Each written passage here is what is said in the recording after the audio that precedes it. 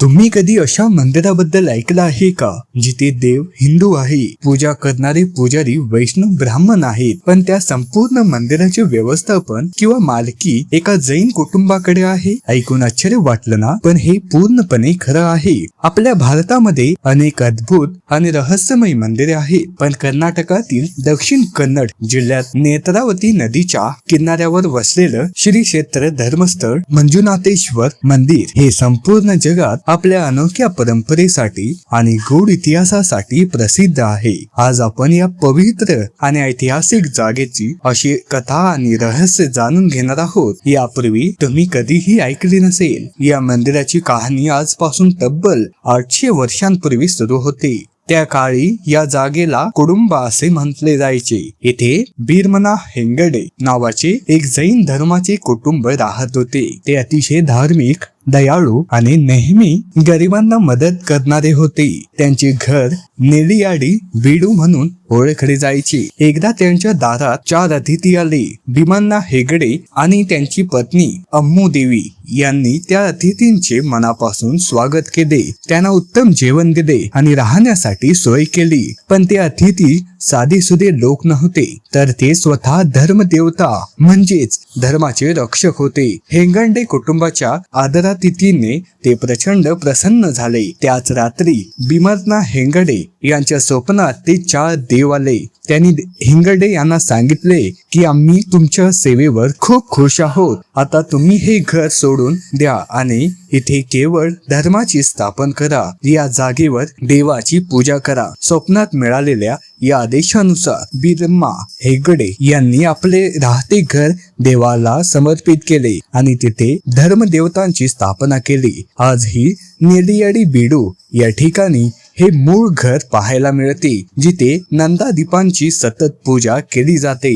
पण कथा इथे संपत नाही. मंदिरात मुख्य दैवत म्हणून भगवान शिव म्हणजेच मंजुनाथ स्वामी कसे आले याची कथा याहूनही रंजक आहे. जेव्हा धर्मदेवतांनी तिथे निवास केला तेव्हा त्यांनी हेंगडे यांना सांगितले की या पवित्र कार्यात यश मिळवण्यासाठी आणि लोकांचे कल्याण करण्यासाठी इथे एका शिव शंकरांच्या लिंगाची स्थापना करणे आवश्यक आहे. भीमना हेंगडे यांनी विचार केला की आपण तर जैन आहोत, मग शंकराचे शिवलिंग आणणार कुठून? त्यावेळी अनप्पा स्वामी नावाचे एक महान शिवभक्त आणि देवी पुरुष त्यांच्या मदतीला आले. अनप्पा स्वामींनी आपल्या आध्यात्मिक शक्तीने मंगळूर जवळील कंद्री नावाच्या ठिकाणाहून थेट एक शिवलिंग हवेतून आणले आणि एका रात्रीत धर्मस्थळ येथे त्याची स्थापना केली. असे म्हटले जाते की शिवलिंग स्थापित केल्यानंतर अनप्पा स्वामी तिथेच अंतर्धान पावले, म्हणजेच गायब झाले. आजही मंदिरात मंजुनाथ स्वामींसोबतच अनप्पा स्वामींची सुद्धा एक मुख्य रक्षक देव म्हणून पूजा केली जाते. 16व्या शतकात उडुपीच्या श्री वादिराज स्वामींनी या मंदिराला भेट दिली. मंदिराचे पवित्र आणि तिथली ऊर्जा पाहून त्यांनी या जागेचे नाव कुडुंबा बदलून धर्मस्थळ असे ठेवले, ज्याचा अर्थ होतो धर्माचे निवासस्थान. तेव्हापासून या जागेला धर्मस्थळ म्हणून ओळखले जाते. या मंदिराचे सर्वात मोठे वैशिष्ट्य म्हणजे धर्माधिकारी परंपरा. गेल्या 700 ते 800 वर्षांपासून या मंदिराचे नियंत्रण आणि व्यवस्थापन जैन पंथातील हेंगडे कुटुंबांकडे आहे.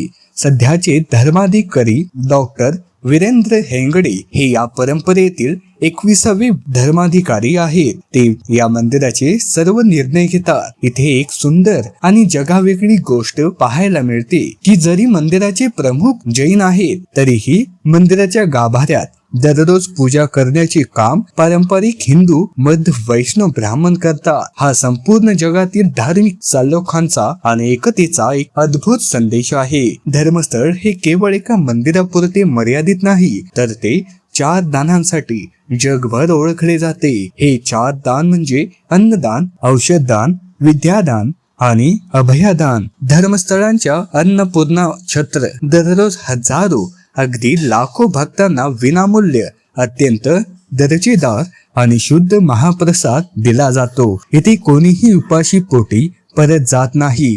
याशिवाय इथे मोफत रुग्णालये चालवली जातात लाखो विद्यार्थ्यांना मोफत शिक्षण दिले जाते आणि गरीब लोकांना न्याय मिळवून देण्यासाठी अभयदान दिले जाते. जुन्या काळात कोर्ट कचेरी न करता लोक आपल्या जमिनीचे किंवा पैशांची वाद हेंगडे यांच्याकडे येत असत आणि हेंगडे जो निर्णय देतो देववाणी समजून दोन्ही बाजू मान्य करत असत. ही परंपरा आजही काही प्रमाणात पाहायला मिळते, ज्याला होलयू असे म्हणतात. या मुख्य मंदिराच्या बाजूलाच एक उंच टेकडी आहे ज्याला बाहुबली टेकडी म्हणतात. या टेकडीवर भगवान बाहुबलींचं म्हणजेच गोमटेश्वरांचं 39 फूट उंच आणि एकाच अखंड पाषाणातून कोरलेली भव्य मूर्ती स्थापित आहे.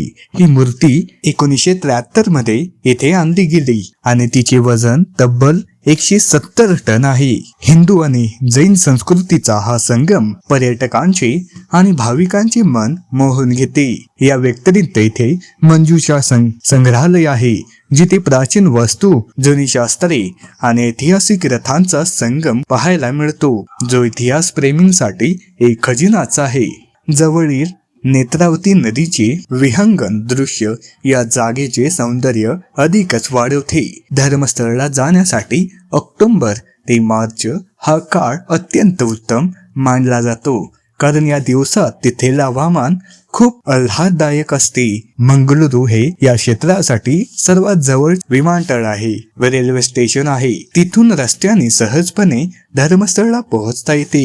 जर तुम्हाला मनाला खरी शांतता हवी असेल आणि भारताच्या प्राचीन, पवित्र आणि अद्भुत संस्कृतीचा अनुभव घ्यायचा असेल तर कर्नाटक मधील या तीर्थक्षेत्राला नक्की भेट द्या. मंजुनाथ स्वामी आणि धर्मदेवतांचा आशीर्वाद आपल्या सर्वांवर राहो. ही माहिती आवडली असेल तर व्हिडिओला लाईक करा. चॅनलवर नवीन असाल तर सबस्क्राईब नक्की करा.